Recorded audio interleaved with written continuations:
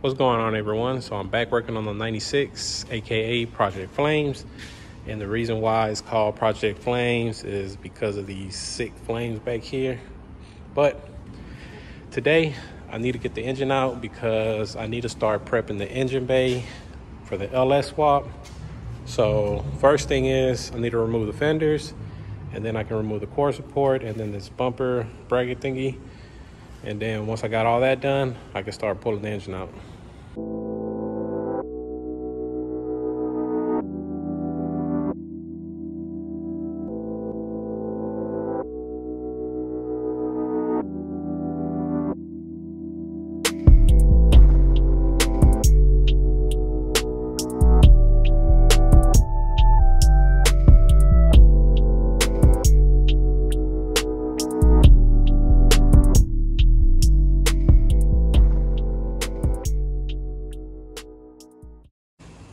So now that I have most of the stuff unhooked from the engine, next thing I'm gonna remove is the fenders. I got a couple bolts here, some inside, one up there, and a couple inside the door. But once the fenders are removed, I have more room to start unhooking the rest of the stuff from the engine, and then I can start pulling it out.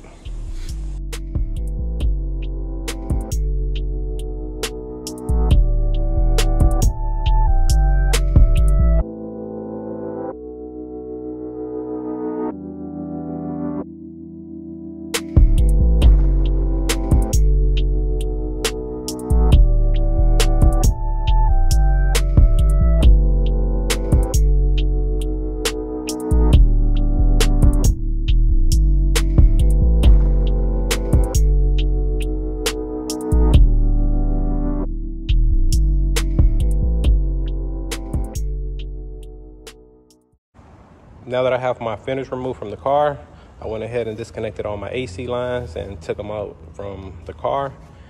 I also pulled the engine wire harness from inside the car. There's only these 3 plugs. And now I can pull the whole engine out with the harness. I don't have to disconnect all the plugs out. Next, I'm gonna remove the core support. It's just 2 bolts, one right there and one on the other side. And it'll give me more room inside the engine bay. So I'll do that next.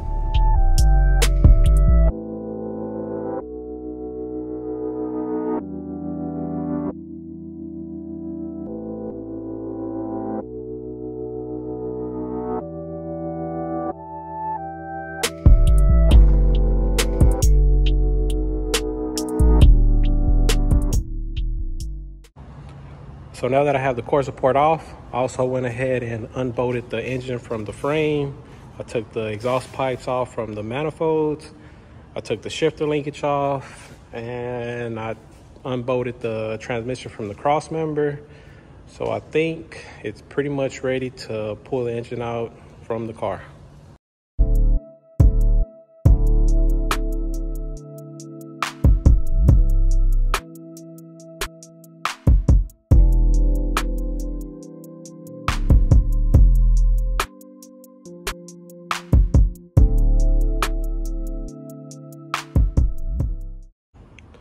So I have my engine out. The next thing I'm gonna do is I'm gonna roll the car outside, degrease the frame and pressure wash it, clean it up the best I can because I wanna paint the frame black. And same for the firewall. I'm gonna take that insulation off, clean all that up, and that way we can start prepping it for the engine.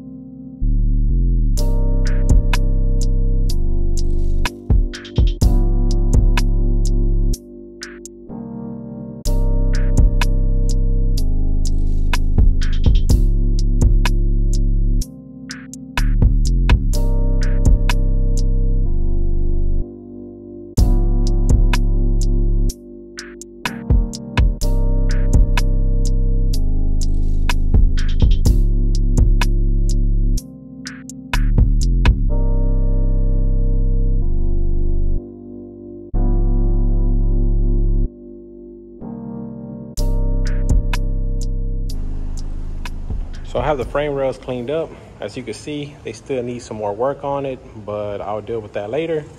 And I also have my firewall cleaned. What I'm gonna do next is I'm gonna test fit the engine in the car because I might have to modify the transmission tunnel to fit that 6080. So what I need to do now is remove this windshield wiper motor because this part right here gets real close to the valve cover, and it makes putting the engine in a little bit difficult. So I'll remove that, and then I'll talk about the engine because I haven't done that. So let me remove the windshield wiper, and then we'll get to the engine.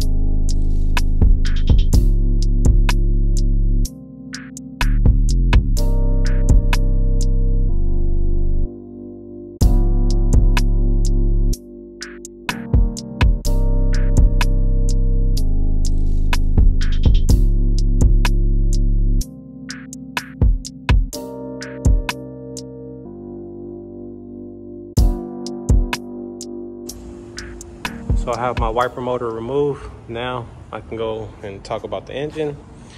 For the engine, we have a LS3. The only thing I done to it was put that fast intake and put a BTR stage 2 cam into it. Other than that, it's factory. I did relocate the coils behind the head back there. And for the oil pan, I used the Holley LS Swap oil pan on it.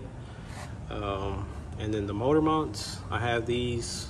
Well, when this engine was in the 95, I had used these from Street and Performance. They were okay, they worked, but to be honest, I don't recommend them because how you go through all that trouble to make some motor mounts, and the fit of them were okay. I mean, they work, but I really didn't like them, so I don't recommend them. So for this go around, I'm gonna try these motor mounts here I picked up off eBay. I believe the company is called KDS Performance. I don't know, I'll link it in the description. Supposedly these motor mounts supposed to put the engine in the factory location. That's the LT1. That way your 4L60 and your transmission crossmember will all work. No custom modification to it. And the difference from these and those is those right there set the engine an inch back towards the firewall. So that's the only difference I see in it. So once I get the engine in there, I'll see if that affects anything, but I doubt it. So I'm gonna install those. That way I can start test fitting the engine in the car.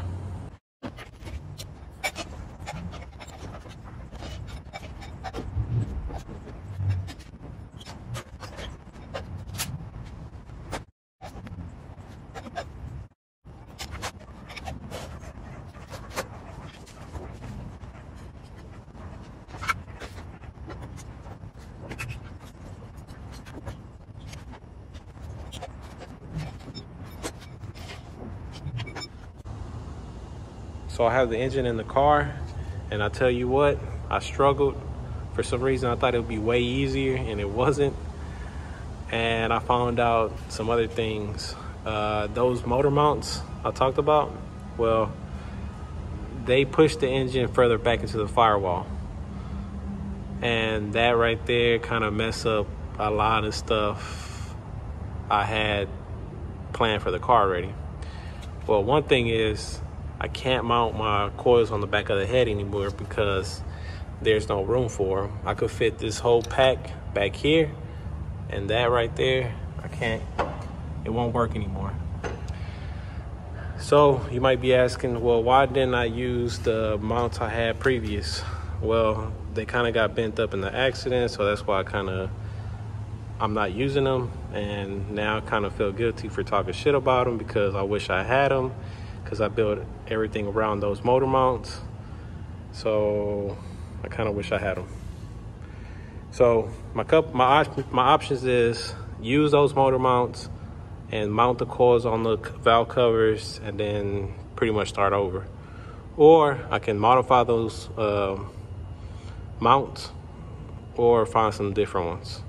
I don't know. I'm gonna sleep on it.